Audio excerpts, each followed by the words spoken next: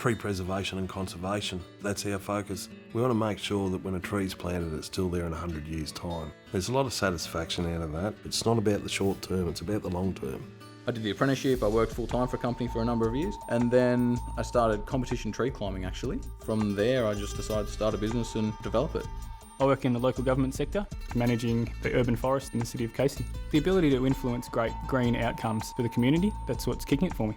I love working in big public gardens. When I realised that trees are the thing that anchor your green space, I realised that they were something I really wanted to specialise in working with.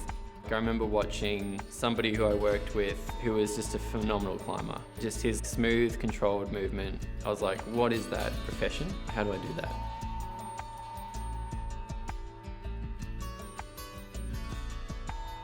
Arboriculture is specialising in working with trees. It's the tree care industry.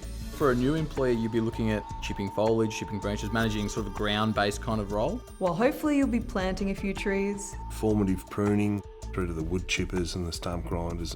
From a ground crew into a climber, and then from a climber you could go into contract climbing. Then there's aerial work, so obviously work from an elevated work platform. When the trees are getting older, we may need to cable or brace a tree, through to more science-based approach in tree assessment, through to fungus identification. You can then also move into consulting, so park surveys. Through to the planning departments in municipality and tree protection. There's so many different career pathways in it that you can take.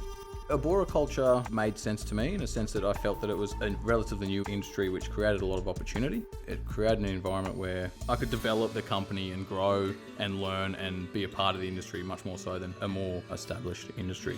When you first ascend into a large tree to work on, you're there, you're engaging with nature. It's just a really beautiful connectedness.